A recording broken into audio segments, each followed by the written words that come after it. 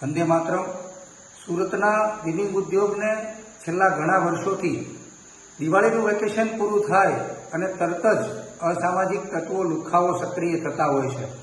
સુરતના વિવિંગ ઉદ્યોગને બાનમાં લેવાનું કામ જે લુખ્ખાઓ કરે છે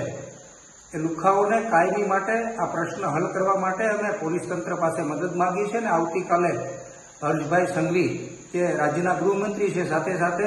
રાજ્યના ઉપમુખ્યમંત્રી છે, ત્યારે એમને પણ અમે આવતીકાલે રજૂઆત કરવાના છીએ કે સાહેબ, આ દર વર્ષે જે લુખ્ખાઓ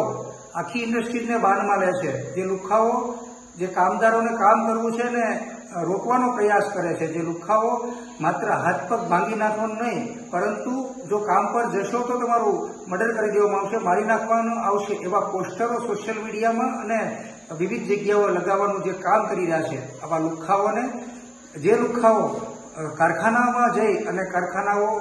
પાવરલૂમ્સની ફેક્ટરીઓ જે બંધ કરવાનું કામ કરી રહ્યા છે, આવા લુખ્ખાઓને કાયમી માટે ડામવામાં આવે ને એને પકડીને એની બરાબર સરભરા કરવામાં આવે.